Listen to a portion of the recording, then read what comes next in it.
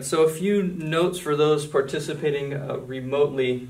I'll get to it, but the best way to dialogue and have questions answered is to email me directly. We have some postings, some comments on the YouTube, which is fine, YouTube channel, but it's always more difficult. It's like Facebook posting and you get these long threads. So emailing me directly is most efficient for dialoguing, and then I can work in any questions to the actual presentations. We're heading into the last section of the positive argument, and this will be the argument from theology, from Joseph's theology. As a review, we have our argument to absurdity, starting with proposing that Joseph Smith made it all up. He was, I guess, self-deluded. It could have been a pious fraud. Either way, he was a fraud, creating either plates out of metallurgical fraud, and then either mass hypnotizing people, or they were all hallucinating, self-hallucination. So if that were the case, of course, you would have to accomplish all of the things that we're going to go through that have been covered in other sessions. So he's going to create fake metal plates, which dupe 22 natural witnesses. He's going to be really confident in that, in his fraud, and so he's going to copy the fake characters, and he's going to seek out the best and brightest of the scholars to try and get them translated, of his day at least. Those are going to be believed by the scholars such as Mitchell and Anthon, because if not, then Martin Harris is part of a conspiracy rather than part of a dupe, which no critic is proposing at this point. His metallurgical fraud has to be so convincing that all the 8 formal natural witnesses believe it until their death, despite being estranged from him and being persecuted for believing so and testifying to so. He has to induce hypnotic trances, or they have to be self-induced by Oliver Cowdery and David Whitmer, and separately for Martin Harris, but they have to be identical. So if they're self-induced, Martin Harris has to self-induce an identical vision to Oliver and David. That hypnotic trance has to also happen without his presence for Mary Whitmer, Zira Pulsifer, Harrison Burgess, Luke Johnson, that at least we have record of. These are pretty complex audiovisual visions that are specific and experienced in the same manner. So if he's doing so using some type of hypnotherapy, it would be in a way that we've never seen before, being contravention of known hypnotherapy. He's got to, these trances or visions have to be induced prior to the rise of hypnotic research in a location where there's no evidence that knowledge existed. Some propose he did so unknowingly. That really ties into the fact that these people were having these visions by themselves. Again, they would have to have the same ones. The hallucinations have to be so effective for Martin, Oliver, David, Mary, and others that they endures for the rest of their lives. They were always adamant that they were not subjective experiences. He has to then induce a vision of John the Baptist laying on hands of he and Oliver Cowdery, so on his head. Same thing for Peter, James, and John, laying on of hands. A vision of Jesus, Moses, Elijah, and Elias for Oliver Cowdery. We don't mention it, but he has to induce the vision of the 3 degrees of glory for Sidney Rigdon. The hallucination for Oliver has to be so effective that it endures for decades, despite his lack of relationship and large potential gains for denial. Then he's got to dictate with his head down in his hat.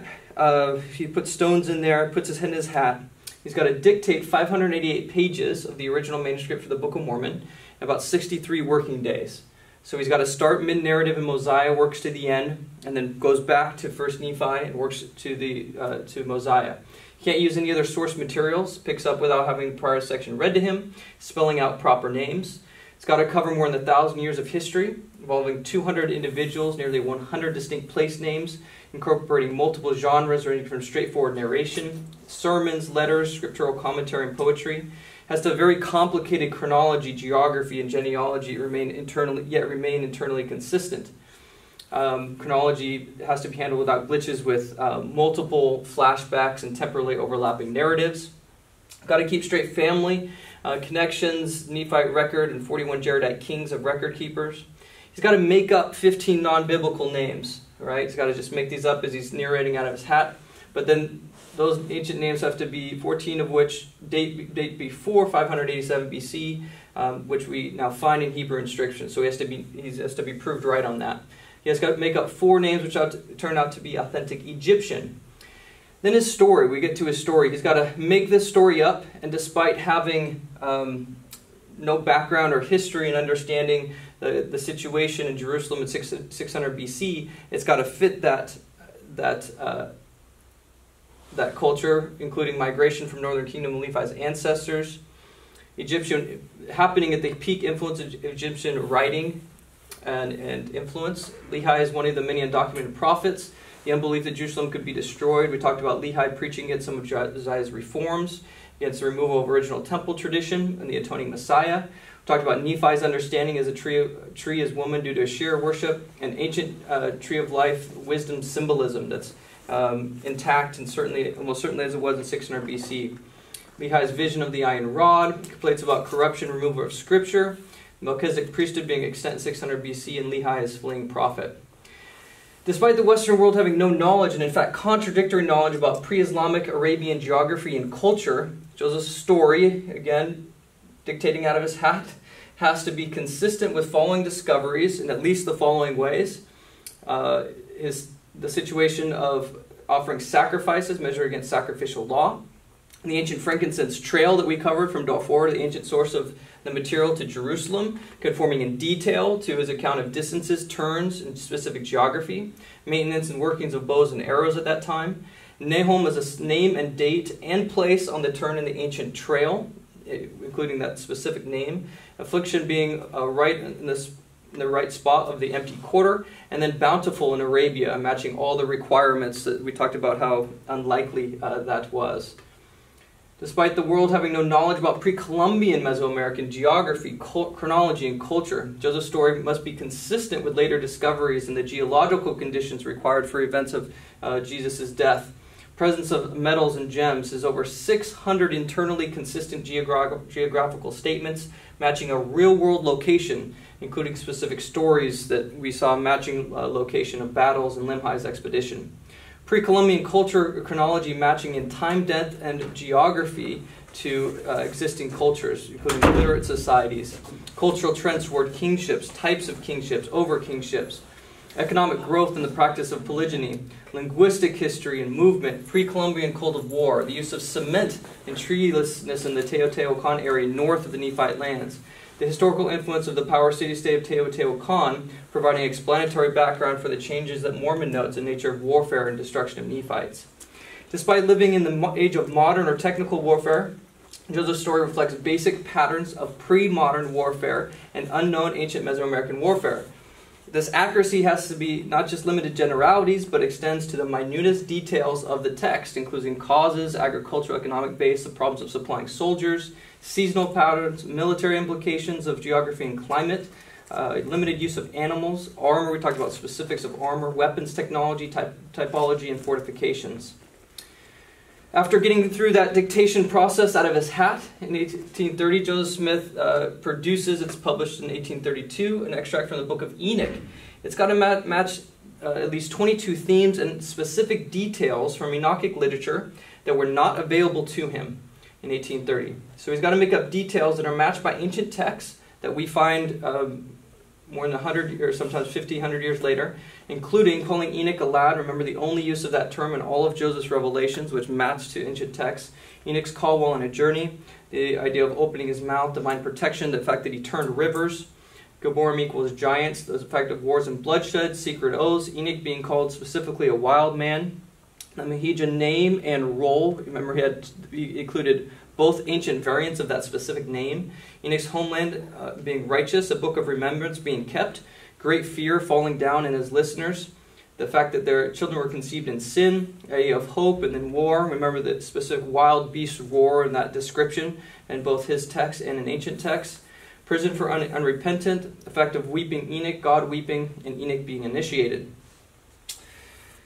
In 1842, Joseph then, he buys Egyptian papyri originating in Thebes around 200 BC, where we know a time and place where later research shown that the papyri contains mentioning of Abraham and other biblical characters.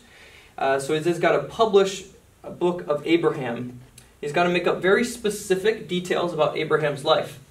Details that he makes up that are matched by ancient texts, not then available to the world, again, include the very existence of a record written by Abraham, his literacy and possession of ancient records, his desire to be one who possesses great knowledge, the rebellion of his fathers, who once had the priesthood but turned to idolatry, practice of human sacrifice, which was even up until recent decades denied by Egyptologists, including the sacrifice of children as part of the practice of local idolaters, killing of people who refused to worship idols, the violent seizing of him by local priests, the role of his father in seeking to have him killed, his miraculous delivery by the power of God and an angel, the repentance, at least for a bit, of his father, his knowledge of stars, planets, astronomy, attained through revelation, the fact that he goes to teach that in Egypt, revelation to him about the premortal existence of spirits or intelligence in the presence of God, the fact that he was honored by kings.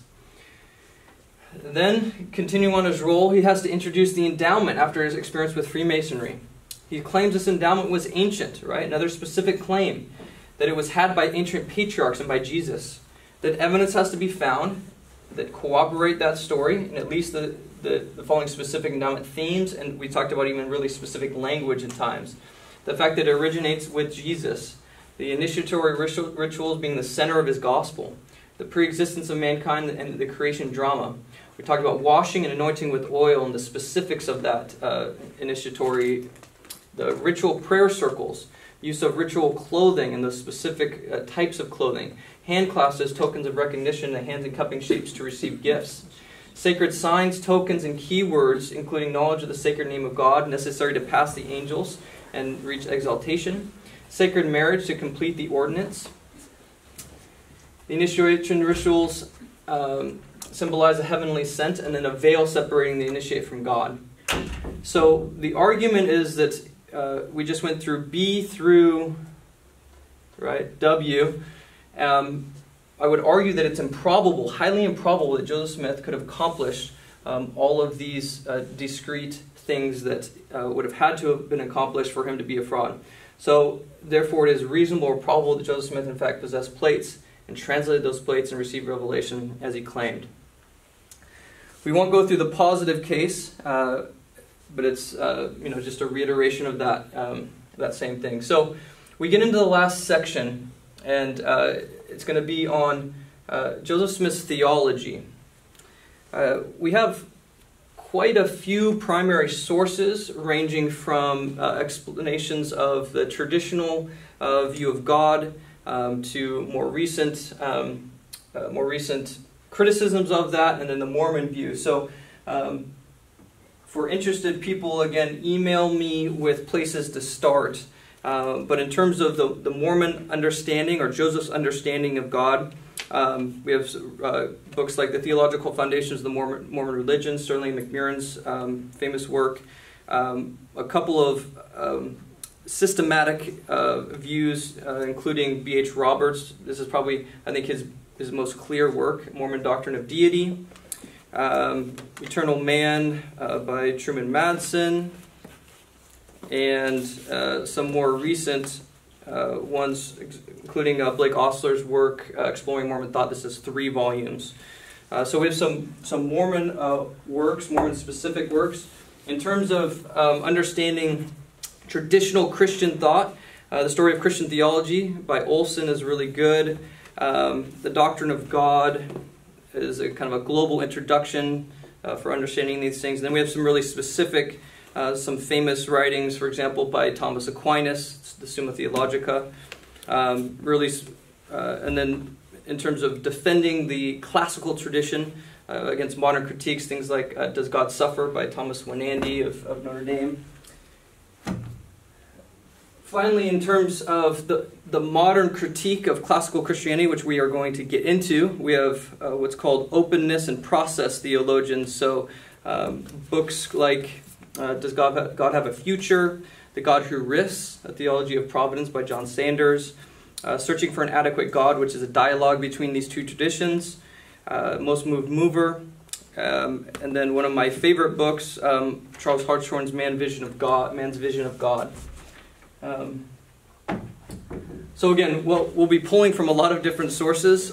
My hope here is that we can really understand the material. So for those participating online, please do email me with questions, and people here ask me questions. This is different material.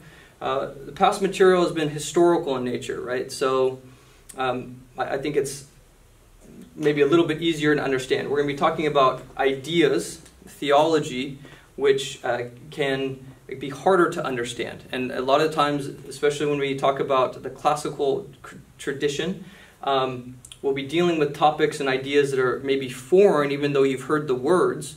The content you might not have understood what the content actually meant of those words. So please stop me if we have questions. Here's the overall argument. Joseph Smith's purported revelations include ideas about the fundamental nature of reality, or what philosophers call metaphysics. Specifically, his revelations include ideas about the nature of being or becoming, what we call ontology, of God, man, and the universe, the nature of knowledge or epistemology, the problem of human identity posed by Heraclitus and Hume, the paradoxes of creation posed by Augustine and Thomas Aquinas, the mind-body problem posed by Descartes, the problem of human freedom posed by the Greek fatalism and teleology, the problem of evil or suffering, including the soteriological problem of evil posed by Job, Leibniz, and many others, the problem of self-awareness posed by Plato, revelation and canon, Christology, theosis, the Trinity, divine authority, the divine feminine, and the problem of atonement. Joseph's revelations, or purported revelations, solve in many respects centuries-old philosophical and Christian-specific problems. In many cases, they are consistent with the earliest forms of Christianity, and perhaps most importantly, they provide guidance on the abiding anxieties of life. In many cases, traditional theology is actually moving closer to Joseph's theology in our day. I would argue that no naturalistic explanation can account for any one person's ability to produce these ideas, as Joseph did. Further, no naturalistic explanation can account for someone of Joseph's specific time, place, and education and life circumstances to produce these ideas. These are ideas that have been grappled with for thousands of years by some of the smartest people on the planet. And I would argue that a farmer with his education to be able to produce what he did and, like I said, solve in some respects and really provide guidance on the abiding anxieties of life for millions of people there's a reason why Harold Bloom called him an authentic religious genius, because he didn't want to make a statement about supernatural ability, but he understood how incredible it was that he could produce these things. So that's the argument, that it's reasonable to assume that Joseph received these ideas from a supernatural source, because it's too hard for me to believe that any one person, regardless of training, much less Joseph, could have done something like this. So when we talk about theology, we start at the beginning. All we're talking about is God talk, right? Logos is talk. It can mean the word, right? And in the beginning was the word logos. That's the word used in Greek, but it can mean talk. And speaking, or theos, was God. So when we talk about theology, in its core, we're just talking about God talk. Or the study of, right? Ology? Yeah, yeah. So Roger Olson, we're gonna talk about. We're trying to get a handle on the situation when Joseph stepped in the world from 1830 to 1844. What was the theological situation that all Christians, Muslims agreed on when he started speaking? Christian theology does not begin at the beginning. That is, Christian theology began well after Jesus Christ walked the earth with his disciples, and even after the last disciple and apostle died. The apostles had tremendous prestige and authority. While they were alive, there was no need for theology in the same sense as afterward. Theology was born as the heirs of the apostles began to reflect on Jesus' and the apostles' teachings to settle controversies about Christian belief and conduct. So this is really important. When we're talking about Christian theology, even those of the classical tradition admit that it begins long after Jesus and his apostles are gone. All right? Here's a recent, very famous theologian. In the awesome attempt to define God, theology must do more than simply repeat the mainly figurative language of the biblical narrative. It must also draw upon the conceptual language of philosophy in order to illuminate the mystery of the God who revealed himself in biblical history, and most of all in Jesus Christ. The Bible is not a treatise on metaphysics. Right? We're talking about metaphysics, so the ultimate nature of reality. But its affirmations have ineradicable metaphysical implications. It does not present us with a full-blown ontology or theory of being, but its depictions of God have an unmistakable ontological cast. So, what is he saying? What the theologians did at that time, right, starting very early, 2nd, 3rd, 4th centuries, is they started to take the Bible and they started to understand it in philosophical categories, right? They recognize that the Bible itself isn't a treatise, but they'll take texts and they want to read into those metaphysical pronouncements, metaphysical ideas or ontological ideas. So they're very upfront about what they're doing, and we're going to see how that actually happened in history. We're going to talk first about the nature of God in classical theism. So what are we asking? We're saying, who is God according to the Christian faith? What characteristics does God possess? What distinguishes the Christian God from other gods? This is the question. Augustine. These men took this very seriously. I would make this pious and safe agreement in the presence of our Lord God with all who read my writings, because in no other subject is error more dangerous, or inquiry more laborious, or the discovery of truth more profitable. I'm going to, and Joseph's theology heavily critiques what these well-meaning people came up with. By doing so, I don't want to imply that they were not well-meaning, that they were not honest seekers, and that they were not super smart. And they were. We'll talk about why they came to the conclusions that they came to. When we talk about classical theism, this is what we mean. Those post-biblical developments of early Christian theology, as it sought to express faith in the biblical God with the help of Greco-Roman philosophical categories. These developments reached a peak in the highly philosophical, speculative systems of medieval scholasticism. Right? That's this. Right, this is the peak. Thomas Aquinas, right? 13th century. This is where we get the peak of the highly philosophical, speculative systems of medieval scholasticism. So when we talk about classical theism, talking about post-biblical developments, right, reach their peak at this time and really continue till modern day. These people were reacting to the intellectual environment with which they were involved, just like we would. Right? So to understand why they were reacting as such, you have to understand a bit about their intellectual environment. For example, Manichaeism, it was highly influential, at least to Augustine. It incorporated Christian, Buddhist, and Zoroastrian elements. What they held in brief was that reality is composed of good and evil is identified with matter. Okay? So we have a strain of Christian theology, and we'll see this as we go along, where matter, right, the stuff we're composed of, is bad, it's evil, right? And that's, they're reacting to things in their environment. The other big thing that they're reacting to is, as they said, Greco-Roman philosophy, so the Greek philosophy. The most influential being Plato, of course, and then his student Aristotle. Right? So he's 4th century BC. What did Plato hold? He held that there were two worlds. The visible, right? Everything we see, touch, which is transient, right, changing, and the invisible, the world of eternal ideas. This was the real world for Plato, okay? The invisible world. True knowledge can be obtained only from the transcendent world of ideas, not from the material world. Okay? So two worlds, the visible, everything we're seeing, and then he proposes that there's an invisible world that's actually more real. The world of particular objects existing in space and time, this chair, your coat, us people, we're changing, growing, and decaying. It's known to us through our sense perceptions. universals are in the world of ideas. So to understand a universal, nature of a universal is most readily understood by comparing it with a particular. A particular in metaphysics is any particular thing or event. It has existence in space and time.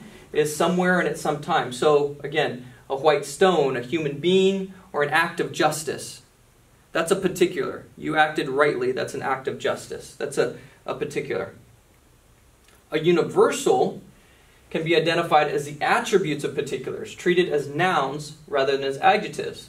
So just as a white object is a particular, whiteness is a universal. Okay? A human being is a particular, but humanity is a universal. Justice is a universal. Right? Plato's most important idea, and perhaps the most important of all philosophic ideas, was that universals do have an objective status in the structure of being. They have, he held, an independent existence, and the nature of particulars is determined by their participation in the universals, or what he called ideas with a capital I. So truth is real. It actually exists in reality in the invisible world. Justice is real and eternal. Humanity is real. Whiteness is real. We understand those through the particulars that we're seeing, but the most real is the invisible world of ideas with a capital I. He also, you just talked about truth and stuff, that evil, was that also a universal form? Yes, evil would have been evilness would have been a universal, right? A particular act of evil is a particular. But in Platonism, right, there is no living personal God. The Platonic universals are not attributes of God. They are impersonal absolutes that are the foundation structure of the universe. Right? So that's what they form, the foundation structure of the universe. Everything that we see is an instantiation of a universal. Right? Hoarseness has been saying, and this horse is a good example of hoarseness. Everything that we're seeing, that's the foundation structure of the universe. Right? They're unchanging, they're uncreated, they're indestructible. You can't change justice, you can't change humanity, right? The particular, the human can change, but not humanity, which is the universal.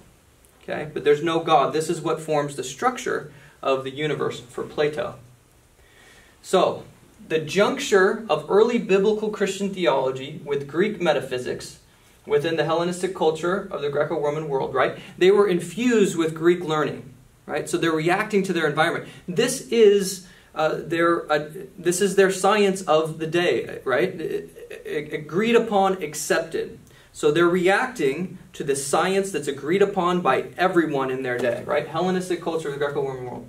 It brought the impersonal, eternal, Platonic universals into conjunction with the living, personal God of the Hebrew Bible as descriptions of the highest or most ultimate reality or being. The essential outcome is found, for instance, in the 4th century theory of St. Augustine, or Aquinas. Augustine is probably the most influential, was the description of the biblical God in terms of the Greek universals. This is why it's happening. The world of ideas, immutable, reality, static, timeless, where unity is more ultimate than plurality, a world of universals rather than particulars, a reality not known by sense experience, but by the process of abstract thought and intuition. So, when we start understanding God in those terms, this is the idea of God that comes out. And we're going to go through, when we talk about classical theism, these are how you describe God in classical theism, and you can see why it is that they do this. First, necessity. Thomas Aquinas, right, started from assumptions of Greek metaphysics and derived God's properties beginning from the premise that God has necessary existence, while everything else has contingent existence. From this starting point, Aquinas derived the Aristotelian unmoved mover as an explanation of motion and existence of contingent things. So let's break that down a little bit. This is what he said, just at the end.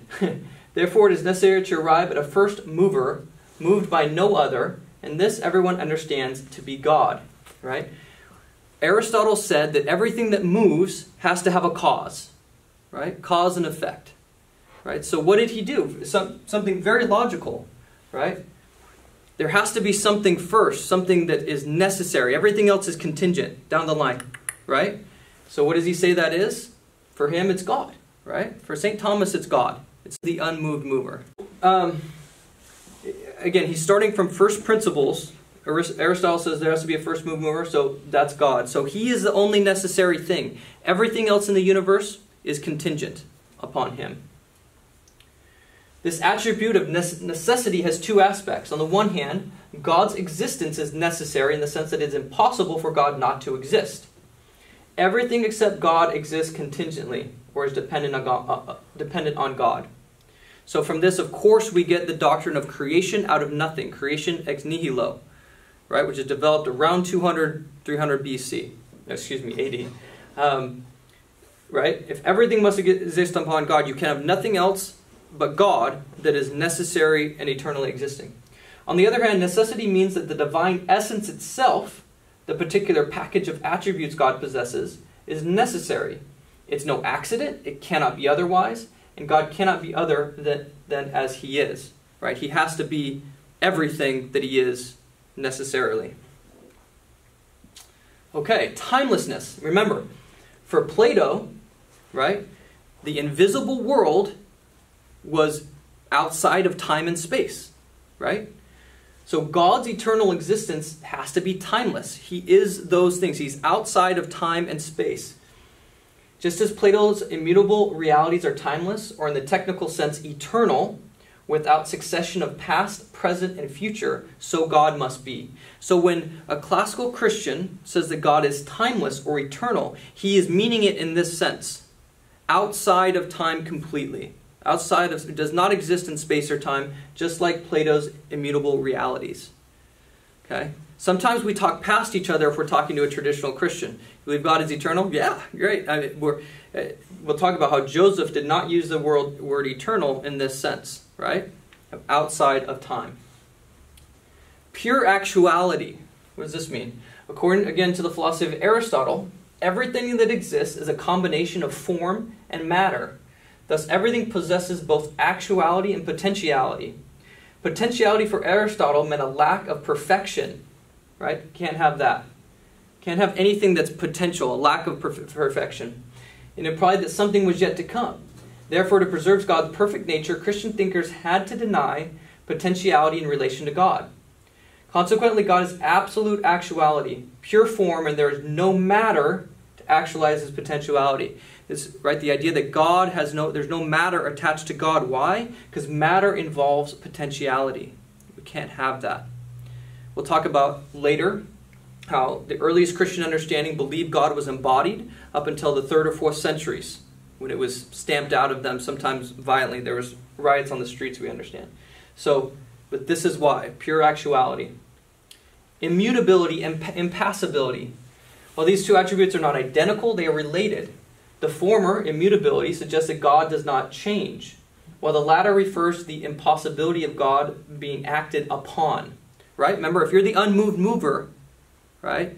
You're the first cause, you can't be acted upon.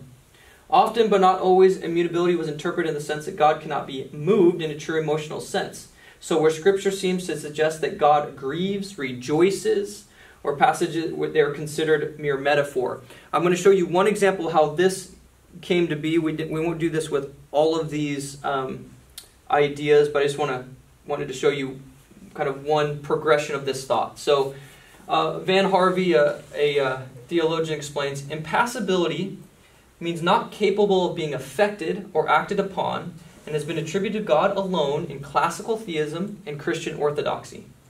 The presupposition of this attribution is the Greek idea that passibility involves potentiality. Remember? And potentiality change, very bad things if you're starting from Aristotelian metaphysics. Philo of Alexandria, very influential. He was a Jewish Platonist, but then he's adopted by the Christian thinkers. Listen to what he says. God is utterly inaccessible to any passion whatever. Right? Passion, feeling. God's utterly inaccessible to that. Why then, Philo asked, does Moses speak of God's jealousy? We read this in the Bible. His wrath, his moods of anger, and other emotions similar to them, which he describes in terms of human nature. What does Philo respond?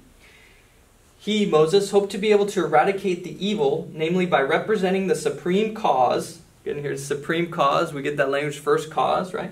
As dealing in threats and oftentimes showing indignation and implacable anger. For this is the only way which the fool can be admonished, right? So why do we do that in Scripture? Because it's the only way to get you dumb humans to listen, right? Thus, according to Philo, the lawgiver, Moses, uses such expressions just so far as they serve for a kind of elementary lesson to admonish those who could not otherwise be brought to their senses. And thus it is for training and admonition, not because God's nature is such that these words are used.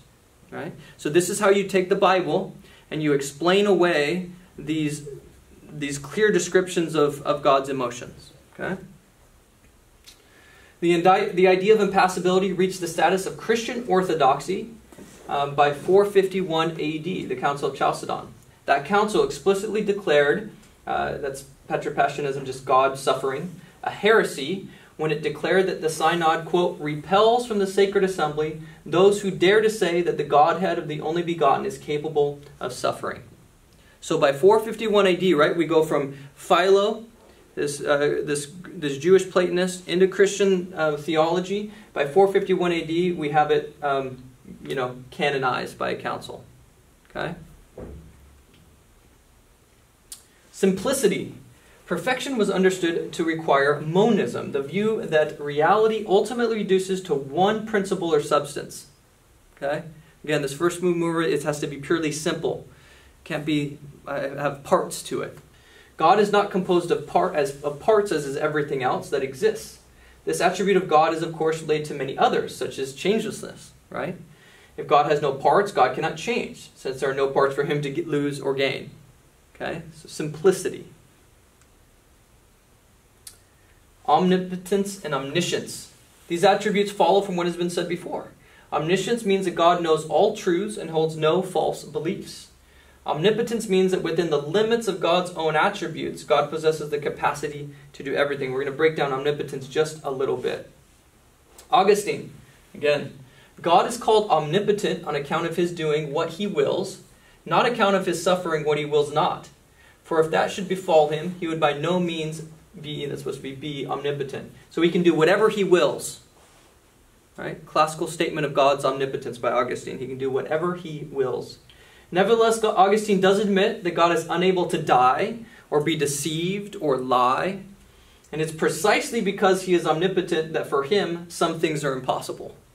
Okay? So classical omnipotence is typically, there's only one major thinker that thinks that God in history, but it's not the mainline tradition, that God can do anything even if it's not logically possible. So there are some people that say God could make 2 + 2 = 5.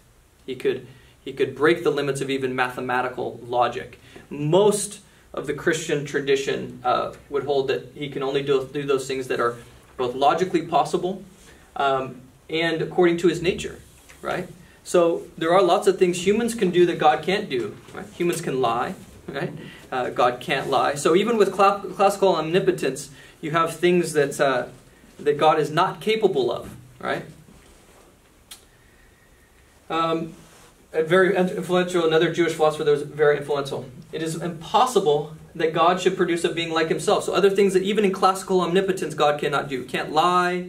He can't produce a being like himself or annihilate, corporify. That means to make himself into a body or change himself. The power of God is not assumed to extend to any of these impossibilities. So what I'm saying is that even the classical view of omnipotence is couched in, there's limits to it. Aquinas understood God to be omnipotent in the sense that he can bring about anything which is among the absolute possibilities. For Aquinas, anything that was not intrinsically contradictory was possible in this sense. 1995. So that's to review, that's if someone were to say, what is classical theism? It can be understood as the describing of God by post-biblical theologians, incorporating Greek ideas, Greek philosophical metaphysics ideas, and describing God as absolutely necessary, timeless, outside of time completely, pure actuality, right? No potentiality. And from that, immutable, unchanging, impassible, unfeeling.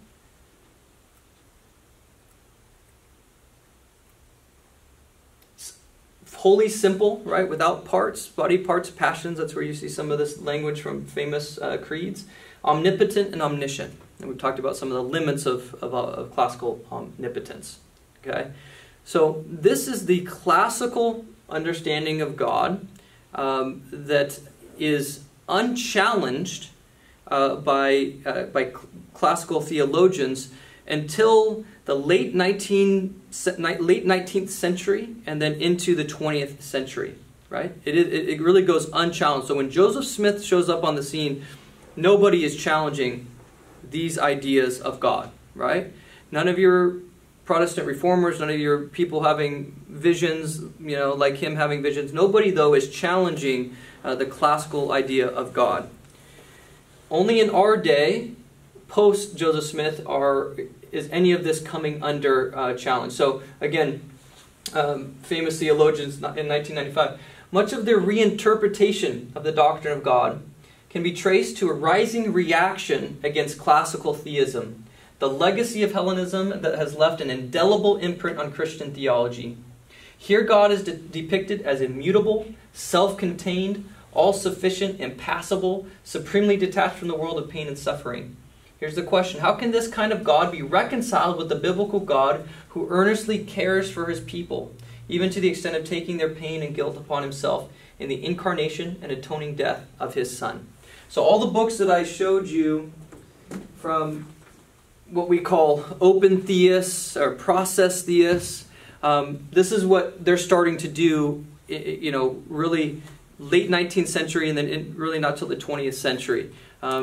They're starting to look at the Bible and go, is this really what God is? Okay?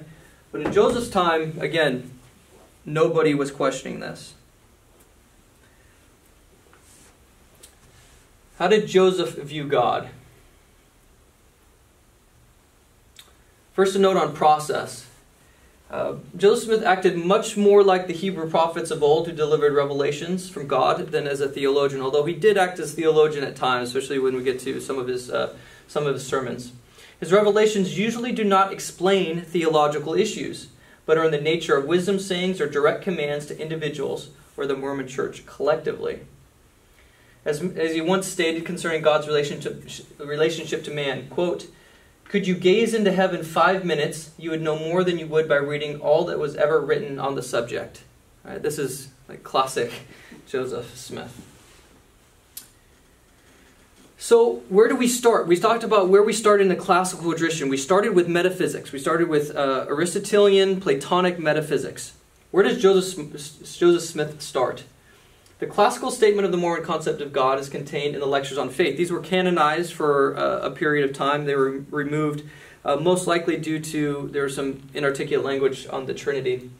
But they were authored about 1835 by Joseph Smith and his associates, probably primarily Sidney Rigdon. It's doubtful Joseph actually wrote any of these, but he certainly said they should be used in the Kirtland era.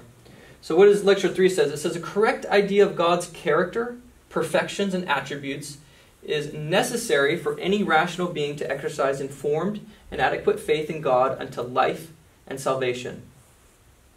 It's a very different starting place. The premise underlying the lectures is not a metaphysical assumption, right? An unmoved mover.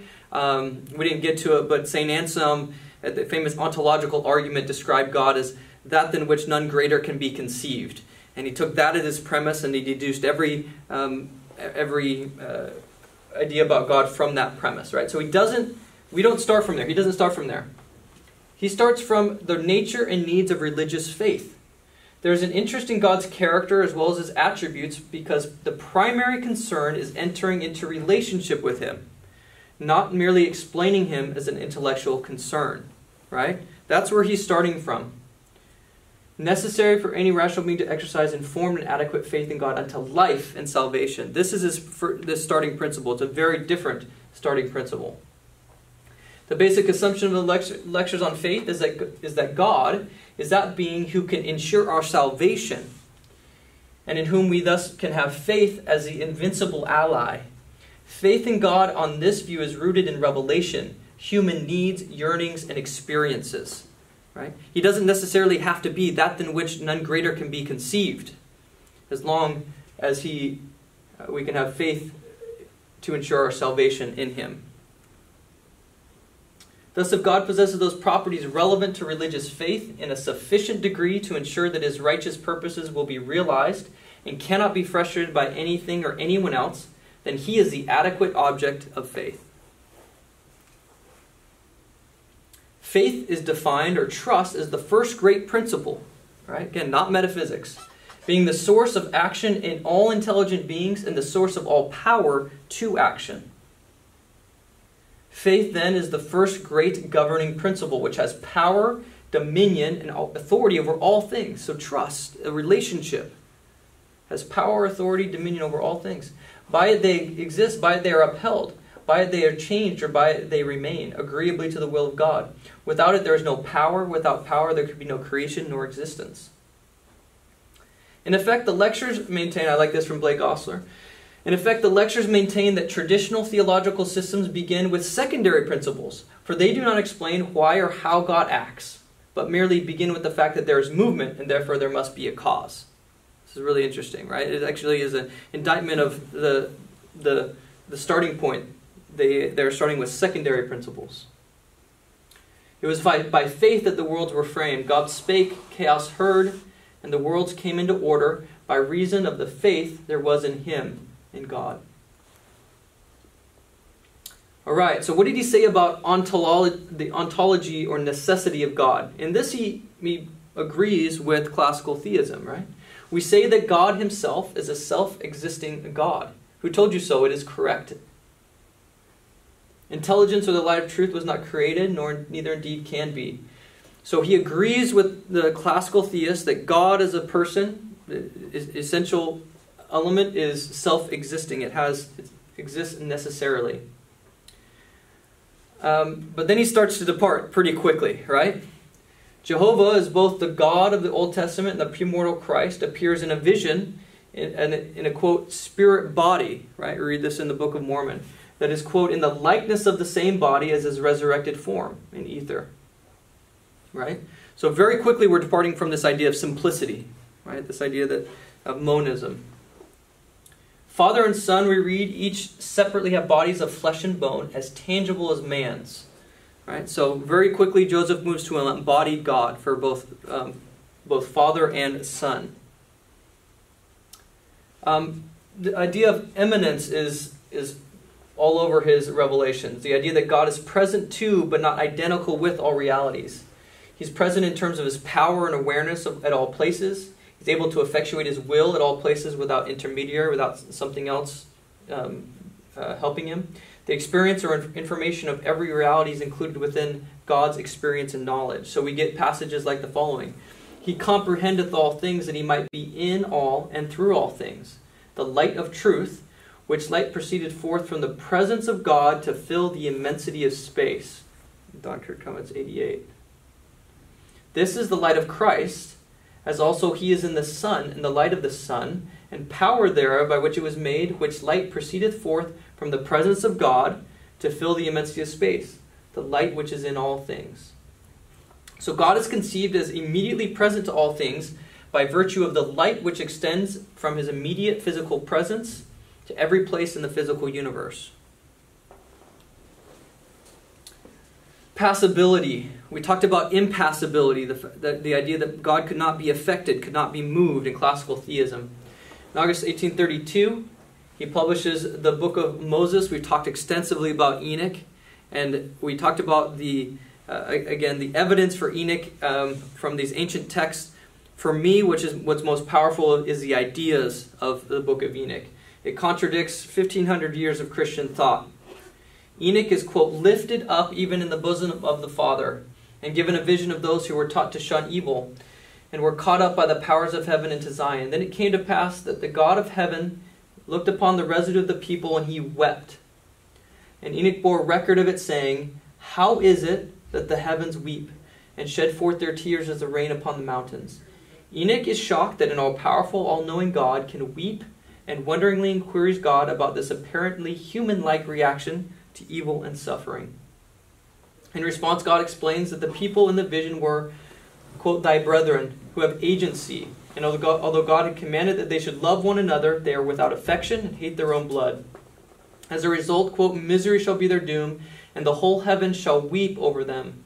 Wherefore should not the heavens weep, seeing these shall suffer? Should he not suffer with his people? Right? This is completely contradictory to classical theism. Another example from Jesus, the resurrected Jesus, right? Not the mortal Jesus. As his visit's drawing to a close with the people in the Americas, he advises the gathering that he's leaving, but then he casts his eyes round about, beholds that they're crying, they're in tears, and looked at him steadfastly, as if they would ask him to tarry longer with them. He discerns their desires and responds, Behold, my bowels are filled with compassion towards you. He feels compassion towards these people.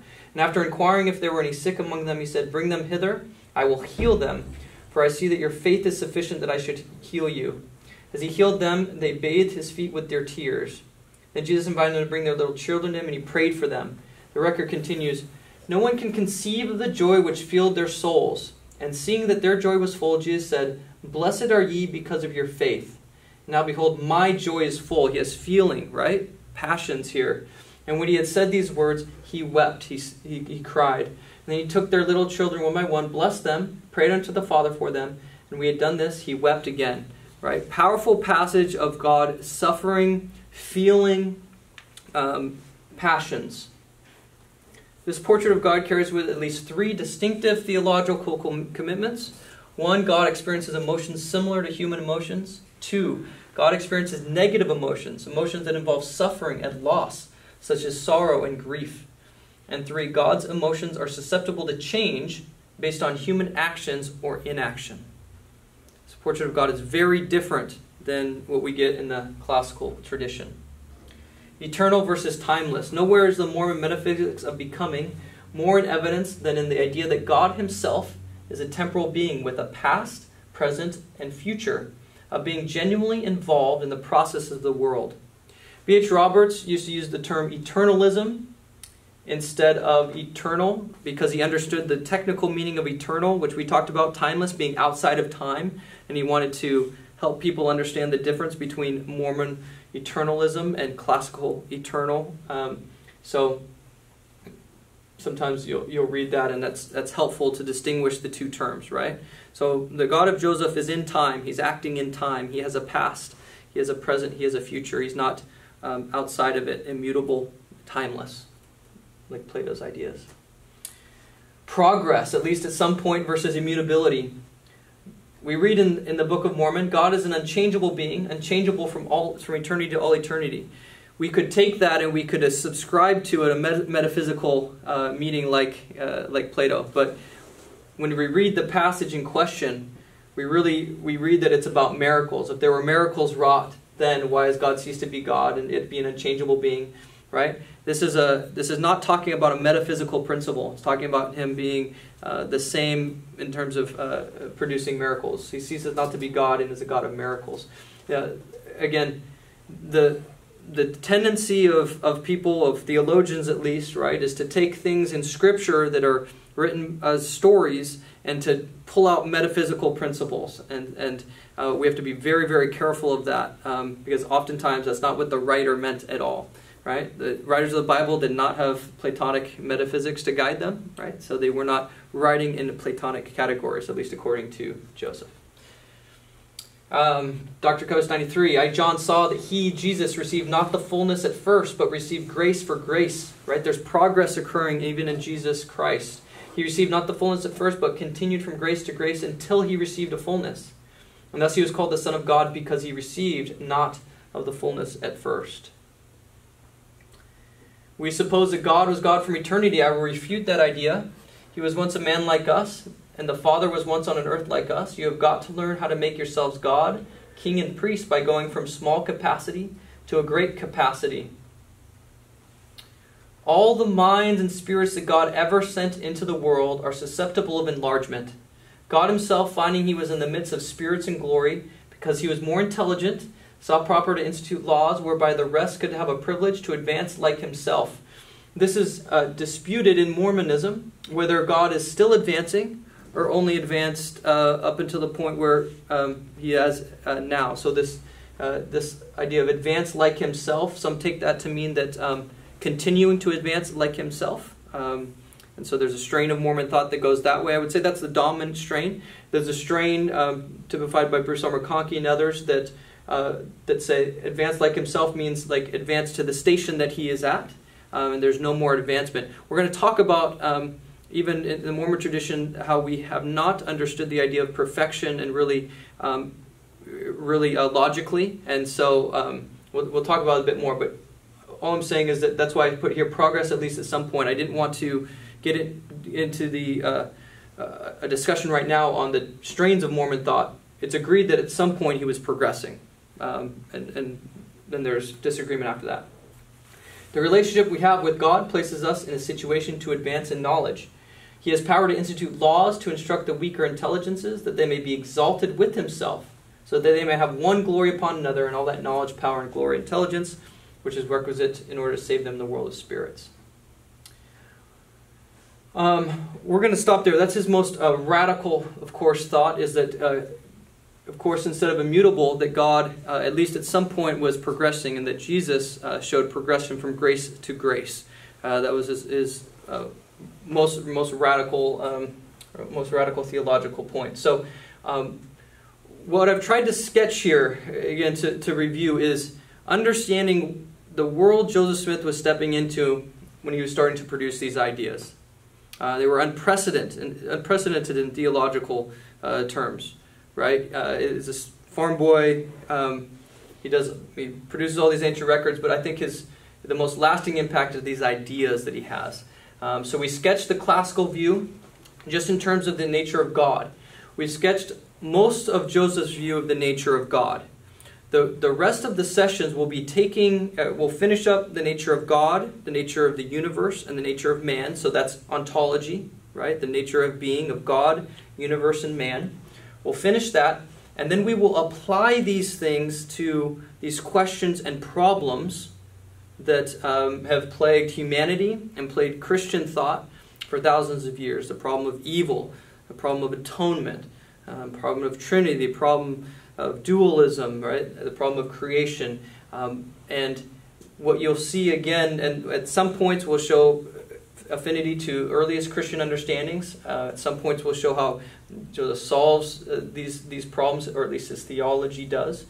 And again, the argument is that it speaks uniquely to us, and that's the argument for it's a circumstantial argument for his prophetic ability that anyone, much less in his station, could do this. So we'll continue, and that'll be the process. We'll finish Joseph's view of universe and man, and then we'll start applying the classical tradition so you can understand where the problems come from, and then applying Joseph's view, and hopefully that'll help. You'll see the picture clearly. So questions up to this point? Mostly understandable? We'll ask it. I mean, I can edit it out if it's not good. But I told people at the start that I wanted people, this is very different than the past sessions which were on history. This is about ideas. It's harder, so I want to be understood. So I told people at the very beginning, email me, give my email again, and they can email me with questions like, it's different. Yeah. Aristotle didn't have a god. So where did Aquinas. Yeah. There you go. Yeah. It's like, where did they say the line was, and how did they get that line? That's why there are some differences in the lines that they draw, right? Okay. Because it's not, like I said, Descartes says, look, he can do anything even that's not logically possible. Yeah. Right? Most people haven't followed him there because most people have said, well, it doesn't make God great to mean he can do meaningless things, like create a rock so big that he can't lift it. And there's all these thought experiments, Yeah. logical impossibility. So most people have not followed him there.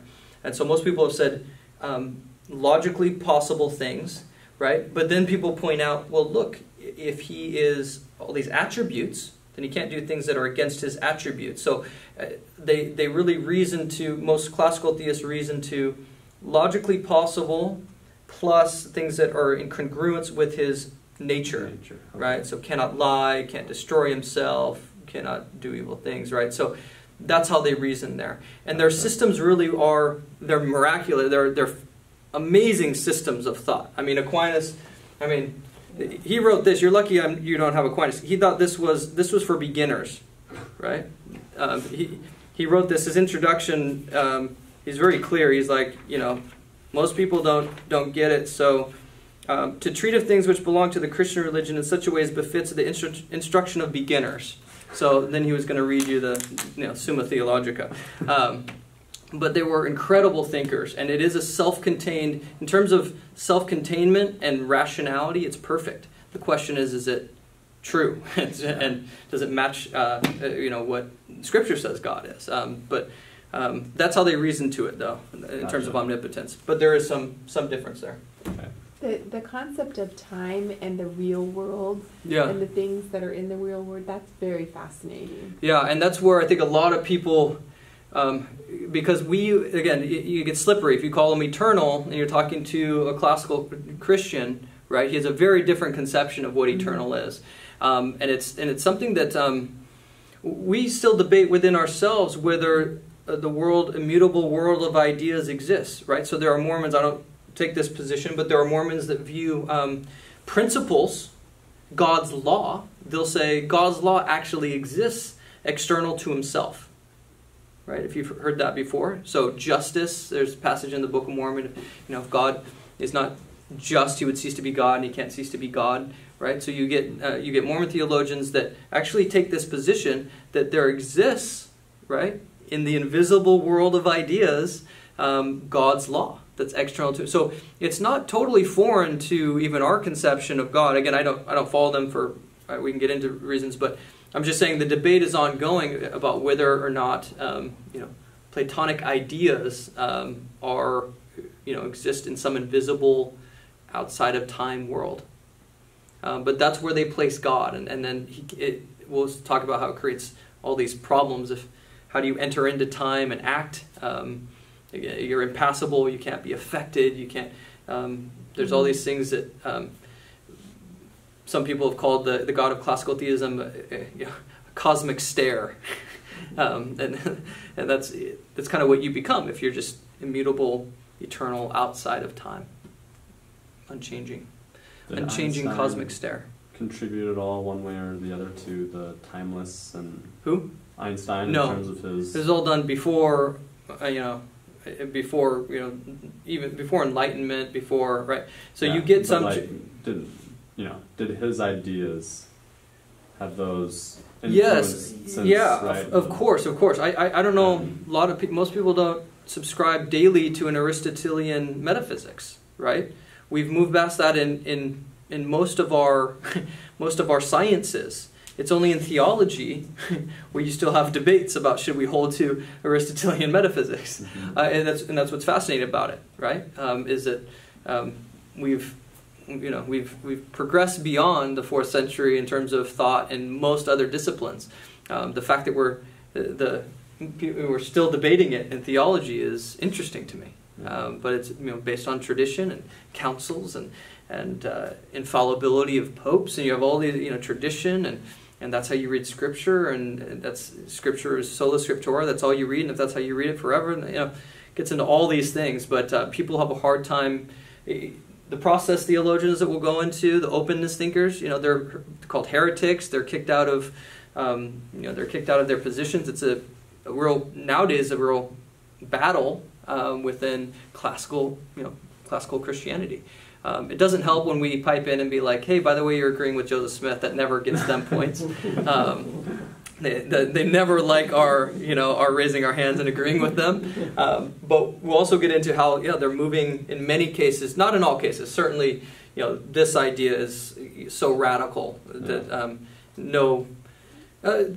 process theologians are, but they're not really Christian in the sense of open theologians. No orthodox thinkers or ever really moved to, the idea that God at one point was progressing or moving from glory to glory. But other things that we'll get into, passibility, even embodiment, all sorts of stuff. There's movement, divine feminine, all that stuff. Cool. All right.